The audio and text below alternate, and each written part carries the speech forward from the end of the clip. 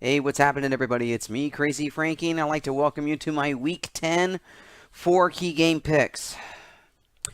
Before we talk about week number 10, quick thoughts from week number 9. Now, last week I considered more of a quiet week, only because 6 teams were on bye weeks, i.e., Steelers, Patriots, and the main teams that have been, they're mainly the hot teams that are in contention right now as big time favorites going into the playoffs here.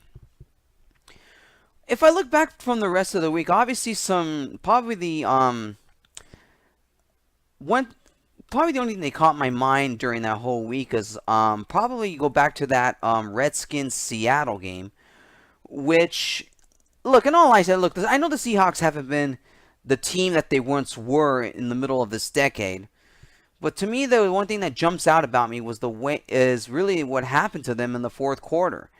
Now, I know a lot of you are probably saying logically, okay, the Redskins having the ball near the end. I mean, Seattle's defense really did give up a lot of big plays in that fourth quarter, and everybody questioned whether or not the Seahawks should have let them score or not. They should at least had an effort to try and stop them.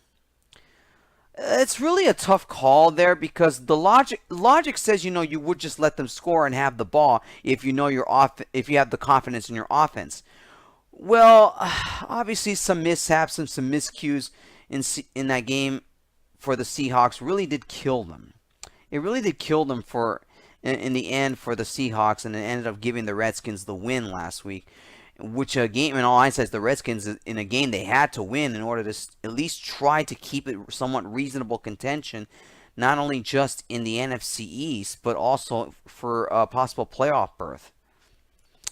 Going back to the Dallas Cowboys, are starting to get on a roll again. They won a huge win against Kansas City last week.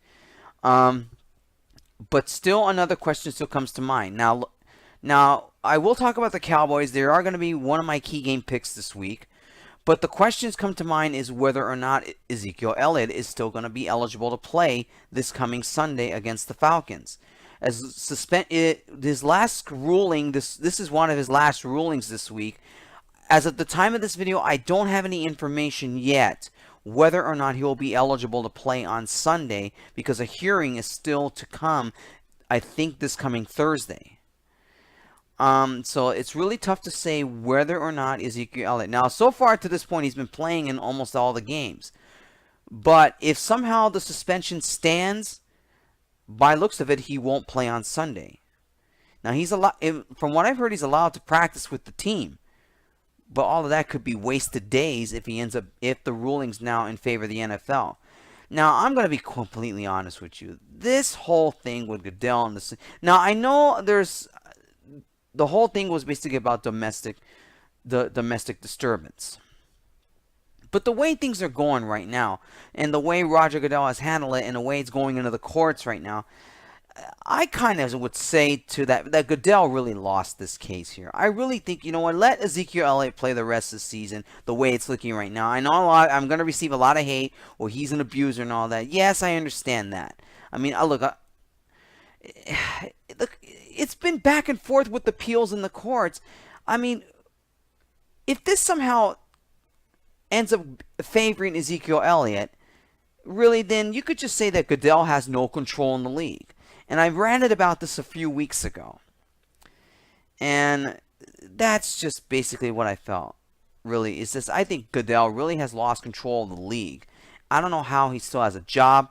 But let's be honest here. I think he really needs to go. I'm sorry. That is just this is the second time I ranted about this. But for goodness sakes, enough. Enough already. Anyways, let's forget that. You know what?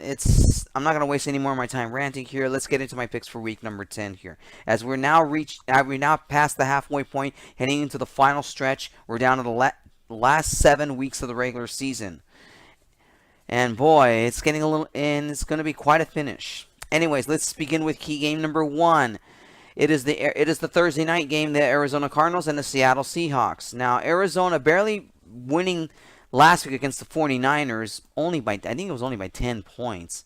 And especially the fact with no Carson Palmer there. I mean, Drew Stanton only had 15 of 30, 201 yards, 2 touchdown passes, and was picked off once in that game. Arizona's offense really, I mean, they're really missing Carson Palmer here. I mean, if Carson Palmer was playing this game, now I know the Cardinals haven't been really, even with him, they haven't been effective offensively. But right now, this is a game the Cardinals have to stay pace, not only in just the division itself in the NFC West, but also for a wild card spot. Now, Seattle right now, they're also violating the same thing. This is a must-win game for both these teams. The Rams are in first place right now, and they've been on fire lately. And it's really going to be hard to catch them if the Rams continue to win. Now, last week in that Seattle Redskins game, Russell Wilson went 24-45, 297 yards, 2 touchdown passes, but the big factor was he was intercepted twice in that game. Now, obviously, the offense has struggled lately, and yet from a game in which they came back to win against the Texans and then basically laid an egg last week, I'm still wondering what kind of what kind of Seattle Seahawks team is gonna show up. Now, the Seahawks are 5.5-point favorite in this game. It's probably gonna get a little bit lower, maybe to 4.5. But I'm still going to go with the Seattle Seahawks here. I don't see them losing 2 games in a row here. Their offense is slightly better than Arizona. The Cardinals are really struggling here. They might make it a game, but I see Seattle winning this game. I think Seattle bounces back here, especially they're trying to keep pace with the Rams here. They're 1 game back behind them, and knowing that this game here they got to have here in order to keep pace. They're still in good position in wild card, but really they want aiming for the division right now, and they have the edge up with beating the Rams earlier in the season.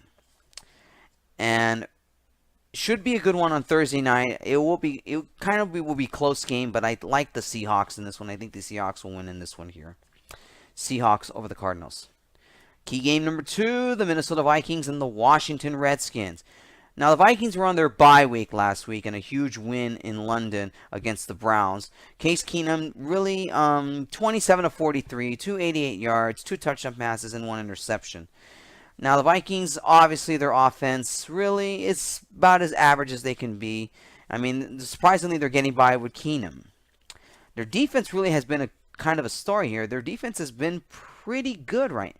But against the Redskins right now, in a game the Redskins need to have again, this is another must-win game for the Redskins to stay pace, not only in just the NFC East, but the wild card.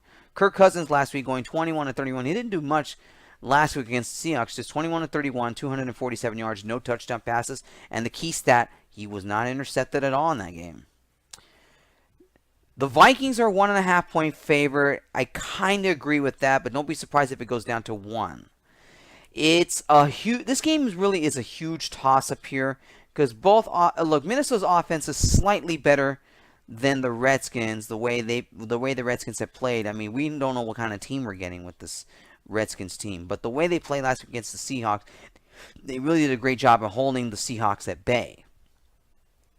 For the Vikings, they're going to have their hands full in this one here, and really, this game is a huge toss-up here, but I like the way Minnesota's playing right now. Minnesota really, they're getting on the groove. They're in first place in the AFC North, despite the fact because Green Bay without Aaron Rodgers, they really aren't much of a team.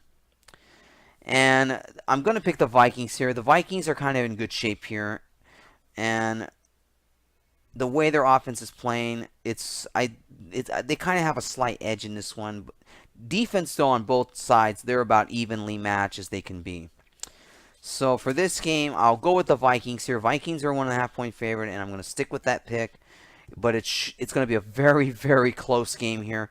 I expect it to be close, but I'll take Minnesota in this one here. I think Minnesota wins here. Like I said, this is not a sure pick here, but I'm going to stick with it. I'm going to go Vikings over the Redskins. Key game number 3, the New Orleans Saints and the Buffalo Bills. Huge win for the Saints last week. Well, they kind of got the Buccaneers, as the Buccaneers were kind of on a down spiral here. They're pretty much out of contention now. Last week, Drew Brees going 22 of 27, 263 yards and 2 touchdown passes in a big win over the Buccaneers.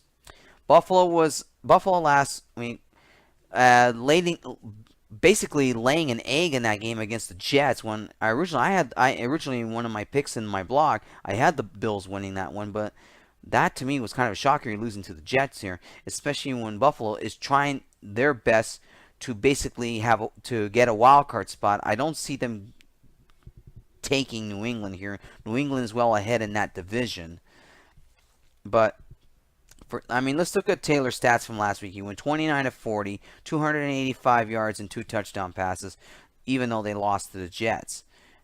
Which Buffalo team is going to show up here? This is a good question right now. Now, Buffalo is at home in this game, but the way the Saints offense has been playing lately, don't be surprised. Don't be surprised if New Orleans wins this game. This is kind of an evenly matched game. Weather-wise, Buffalo this time of year, it starts to get colder, and it starts to get raining and possible snow. But if the Saints offense is intact here, I kind of like the Saints in this one here. The Saints offense really is intact here. They're on a big-time winning streak. And Buffalo right now, they cannot fall further behind in contention here. But when you're facing a good offense here, you're going to have troubles here.